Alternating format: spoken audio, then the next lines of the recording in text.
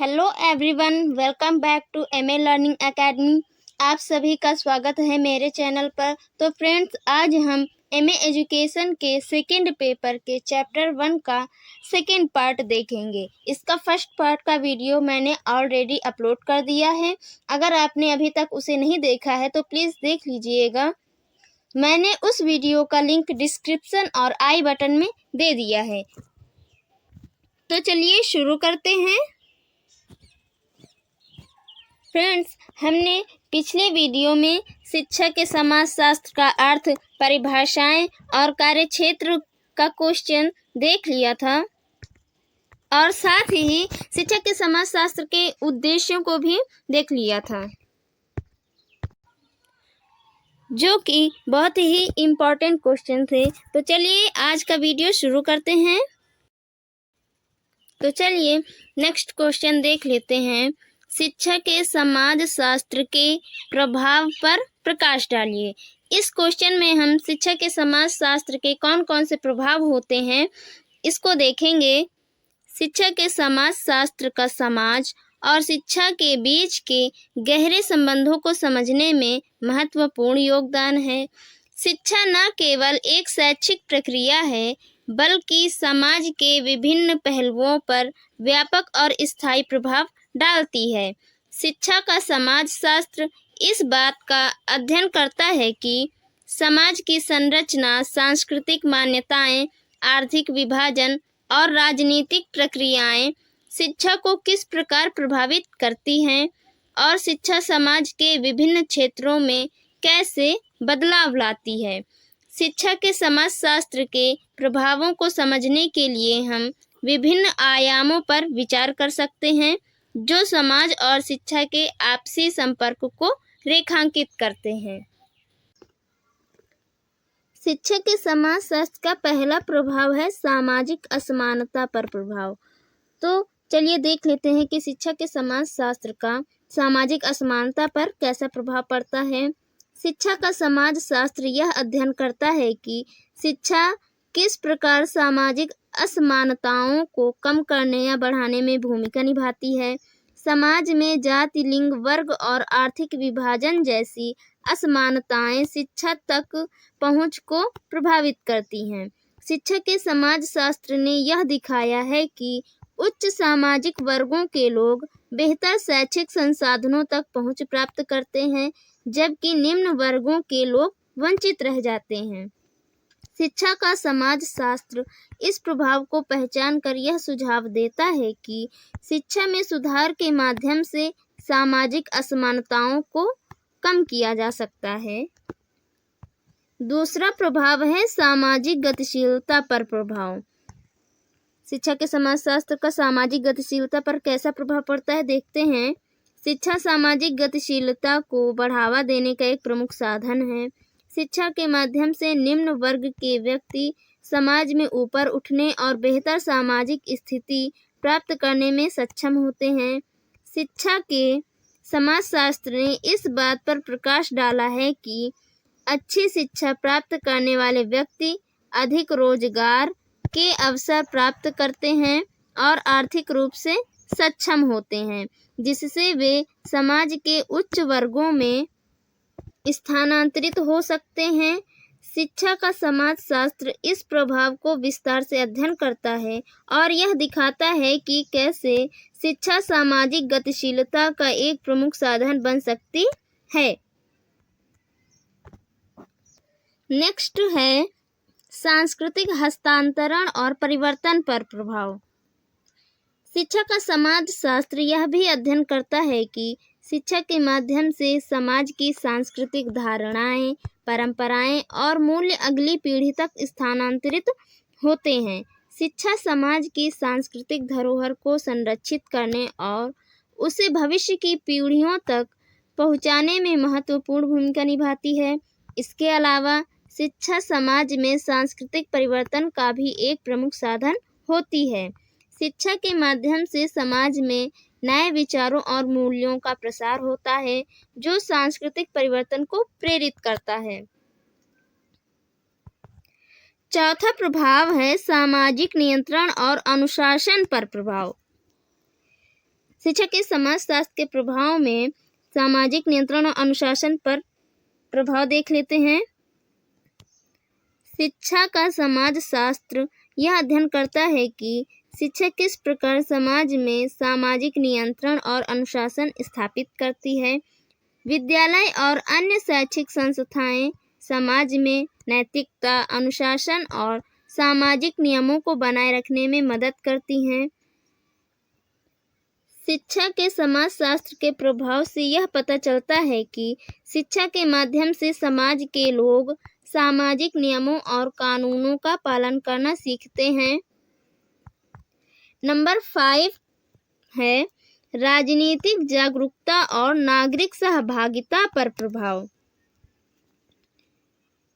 शिक्षा राजनीतिक जागरूकता और नागरिक सहभागिता को भी बढ़ावा देती है। शिक्षा के समाजशास्त्र का प्रभाव इस बात पर केंद्रित होता है कि शिक्षा के माध्यम से लोग राजनीतिक प्रक्रियाओं को समझते हैं और अपने अधिकारों और कर्तव्यों के प्रति जागरूक होते हैं। शिक्षा के माध्यम से नागरिकों में राजनीतिक जागरूकता का विकास होता है, जिससे वे अधिक सक्रिय रूप से राजनीतिक और सामाजिक मुद्दों में भाग लेते हैं। शिक्षा के समाजशास्त्र का अगला प्रभाव है शिक्षा और रोजगार के बीच संबंध पर प्रभाव। तो चलिए देख लेते हैं कि शिक्षा और रोजगार के बीच संबंध पर कैसा प्रभाव पड़ता है। शिक्षा का समाजशास्त्र इस बात पर भी प्रकाश डालता है कि शिक्षा और रोजगार के बीच गहरा संबंध होता है। शिक्षा के माध्यम से व्यक्तियों को बेहतर रोजगार के अवसर प्राप्त होते हैं, जिससे उनका आर्थिक स्तर और जीवन स्तर सुधरता है। नेक्स्ट है शैक्षिक नीतियों पर प्रभाव। शिक्षा के समाजशास्त्र का शैक्षिक नीतियों पर क्या प्रभाव पड़ता है, देखते हैं। शिक्षा का समाजशास्त्र यह भी अध्ययन करता है कि शैक्षिक नीतियां समाज पर क्या प्रभाव डालती हैं। शिक्षा प्रणाली में सुधार और नीतियों में बदलाव के माध्यम से समाज में सकारात्मक परिवर्तन लाया जा सकता है। शिक्षा के समाजशास्त्र का प्रभाव यह होता है कि वह समाज में व्याप्त शैक्षिक असमानताओं, शैक्षिक नीतियों की खामियों और सुधार की आवश्यकता को उजागर करता है। अगला प्रभाव है समाज में वैज्ञानिक दृष्टिकोण और तार्किकता का विकास पर प्रभाव। शिक्षा के समाजशास्त्र का एक अन्य प्रभाव यह है कि शिक्षा के माध्यम से समाज में वैज्ञानिक दृष्टिकोण और तार्किक सोच को बढ़ावा मिलता है। शिक्षा लोगों को अंधविश्वास, रूढ़िवादी विचारधाराओं और पुरानी परंपराओं से बाहर निकालने के लिए प्रेरित करती है। यह समाज में विज्ञान और तकनीकी ज्ञान को बढ़ावा देता है, जिससे समाज की उत्पादकता और विकासशीलता में वृद्धि होती है। चलिए अब निष्कर्ष देख लेते हैं। शिक्षा के समाजशास्त्र के प्रभाव के बाद निष्कर्ष क्या निकलता है। शिक्षा का समाजशास्त्र समाज के विभिन्न पहलुओं पर व्यापक प्रभाव डालता है।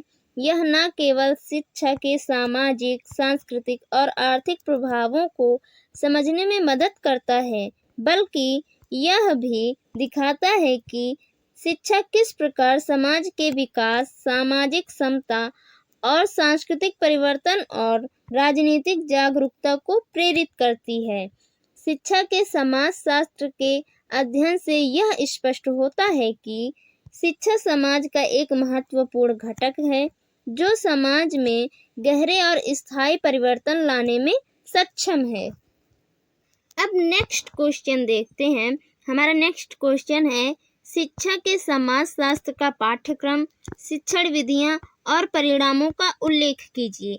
देखिए यहाँ पर हमें देखा जाए तो 3 क्वेश्चन अलग अलग मिल रहे हैं कि जैसे कि शिक्षा के समाजशास्त्र का पाठ्यक्रम भी पूछ सकता है, शिक्षा के समाजशास्त्र की शिक्षण विधियां भी पूछ सकता है और शिक्षा के समाजशास्त्र के परिणामों के बारे में भी पूछ सकता है। तो यहाँ हम 3 क्वेश्चंस का एक साथ आंसर देखेंगे। तो चलिए देखते हैं। शिक्षा के समाजशास्त्र का अध्ययन समाज और शिक्षा के आपसी संबंधों को समझने के लिए किया जाता है। यह पाठ्यक्रम इस बात पर केंद्रित होता है कि कैसे समाज की विभिन्न संरचनाएं, प्रक्रियाएं और संस्थान शिक्षा को प्रभावित करते हैं और शिक्षा समाज में बदलाव का कारण बनती है। शिक्षा के समाजशास्त्र के पाठ्यक्रम का उद्देश्य शिक्षार्थियों को समाज और शिक्षा के बीच की जटिलता को समझाना, समाजशास्त्रीय सिद्धांतों के माध्यम से शैक्षिक समस्याओं का विश्लेषण करना और समाज में शिक्षा की भूमिका के प्रति एक समग्र दृष्टिकोण विकसित करना है। तो चलिए सबसे पहले देख लेते हैं हम शिक्षा के समाजशास्त्र का पाठ्यक्रम। शिक्षा के समाजशास्त्र का पाठ्यक्रम व्यापक और बहुआयामी होता है, जो समाज और शिक्षा के बीच के संबंधों का विश्लेषण करने के लिए विभिन्न दृष्टिकोण प्रदान करता है। इस पाठ्यक्रम में कई महत्वपूर्ण विषयों को शामिल किया जाता है, जो निम्नलिखित हैं। शिक्षा के समाजशास्त्र का पहला पाठ्यक्रम है शिक्षा और समाज का परिचय। देख लेते हैं कि इस पाठ्यक्रम में क्या क्या पढ़ना होता है। शिक्षा और समाज के बीच के संबंधों का परिचय पढ़ना होता है। समाजशास्त्र के प्रमुख सिद्धांतकारों का अध्ययन, जैसे कि एमिल दुर्खीम, मैक्स वेबर और कार्ल मार्क्स के बारे में पढ़ना होता है। शिक्षा के विभिन्न आयाम और उनका समाज पर प्रभाव कैसा होता है, इसके बारे में पढ़ना होता है। शिक्षा के माध्यम से समाजीकरण की प्रक्रिया कैसे होती है, इसके बारे में भी इस पाठ्यक्रम में पढ़ना पड़ता है। दूसरा पाठ्यक्रम है शिक्षा और सामाजिक असमानता। जाति, वर्ग और लिंग के आधार पर शिक्षा में असमानता का अध्ययन। दूसरा है सामाजिक असमानता के कारण शिक्षा में आने वाली चुनौतियां भी पढ़नी पड़ती हैं।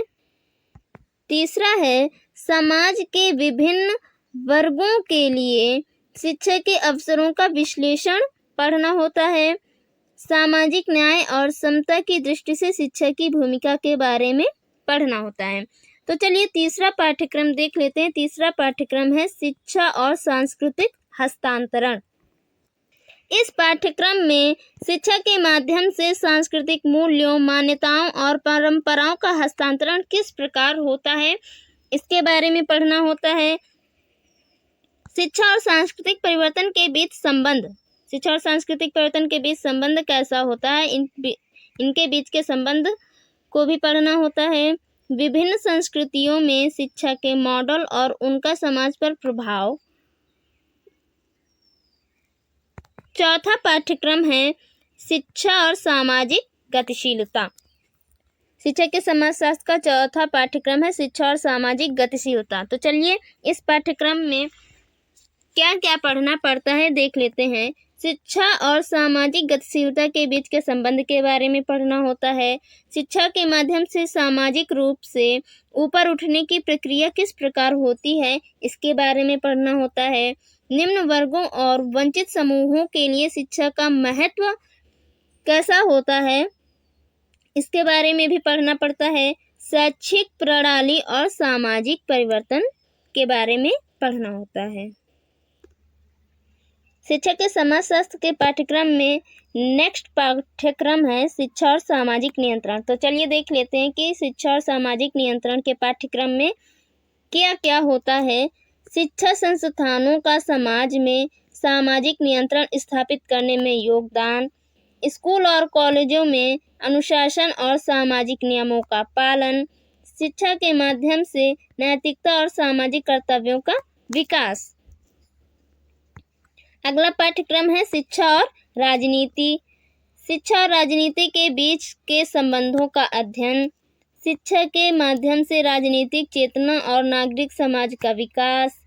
शैक्षिक नीतियों और उनके राजनीतिक प्रभावों का विश्लेषण। आगे है शैक्षिक नीतियाँ और सुधार। शैक्षिक नीतियों का समाज पर प्रभाव। शैक्षिक सुधारों की आवश्यकता और उनका समाज पर योगदान। शिक्षा में समावेशी नीतियाँ और उनका समाज में समरसता और समानता स्थापित करने में योगदान। अगला पाठ्यक्रम है शिक्षा और वैश्वीकरण। तो चलिए देख लेते हैं कि शिक्षा और वैश्वीकरण के पाठ्यक्रम में क्या क्या होता है। वैश्वीकरण के दौर में शिक्षा का महत्व, वैश्विक स्तर पर शिक्षा के मॉडल और उनके समाज पर प्रभाव, शिक्षा के क्षेत्र में होने वाले अंतर्राष्ट्रीय सहयोग और चुनौतियाँ। तो चलिए अब नेक्स्ट टॉपिक की ओर बढ़ते हैं। शिक्षा के समाजशास्त्र का पाठ्यक्रम हमारा हो गया है। अब देख लेते हैं शिक्षा के समाजशास्त्र की शिक्षण विधियाँ, टीचिंग मेथड। शिक्षण विधियाँ कौन कौन सी थी। शिक्षा के समाजशास्त्र की शिक्षा के लिए कई शिक्षण विधियों का उपयोग किया जाता है जो छात्रों को विषय को गहराई से समझने में मदद करती हैं। ये विधियाँ आधुनिक शैक्षिक दृष्टिकोणों के साथ जुड़ी होती हैं जो छात्रों को सक्रिय रूप से शिक्षण प्रक्रिया भाग लेने के लिए प्रोत्साहित करती हैं। चलिए पहली शिक्षण विधि देख लेते हैं। शिक्षा के समाजशास्त्र की पहली शिक्षण विधि है व्याख्यान विधि, लेक्चर मेथड। यह सबसे सामान्य और पारंपरिक शिक्षण विधि है जिसमें शिक्षक किसी विषय पर विस्तृत व्याख्यान देते हैं। यह विधि शिक्षा के समाजशास्त्र के जटिल सिद्धांतों और विचारों को छात्रों तक पहुंचाने के लिए उपयोगी होती है। इस विधि से शिक्षक विषय को व्यवस्थित रूप से प्रस्तुत करते हैं और छात्रों को उसका सार्थक विश्लेषण करने में मदद करते हैं। दूसरी विधि है चर्चा विधि, डिस्कशन मेथड। चर्चा विधि का उपयोग छात्रों को विषय पर गहराई से सोचने और अपने विचारों को साझा करने के लिए प्रेरित करता है। शिक्षा के समाजशास्त्र में जहां विभिन्न सामाजिक मुद्दों और दृष्टिकोणों पर विचार विमर्श की आवश्यकता होती है, यह विधि बेहद प्रभावी होती है। अब अगली विधि की ओर बढ़ते हैं। अगली विधि है मामला अध्ययन विधि। इस विधि में छात्रों को वास्तविक जीवन के मामलों का अध्ययन करने का अवसर दिया जाता है। शिक्षा के समाजशास्त्र में विभिन्न सामाजिक समूहों, शिक्षा प्रणालियों और नीतिगत सुधारों का मामला अध्ययन करके छात्रों को वास्तविकता से जुड़ने और विषय को व्यावहारिक दृष्टिकोण से समझने में मदद मिलती है। और चौथा शिक्षण विधि है समूह कार्य, ग्रुप वर्क। चलिए अब शिक्षा के समाजशास्त्र की समूह कार्य विधि की शिक्षण विधि के बारे में जानते हैं। समूह कार्य विधि छात्रों के बीच सहयोग और सहभागिता को बढ़ावा देती है। छात्रों को समूहों में विभाजित करके किसी विशेष सामाजिक मुद्दे या शिक्षा प्रणाली पर शोध करने के लिए कहा जाता है। इससे वे एक दूसरे के साथ विचार साझा करते हैं और विषय की व्यापक समझ प्राप्त करते हैं। अगली शिक्षण विधि है प्रोजेक्ट विधि।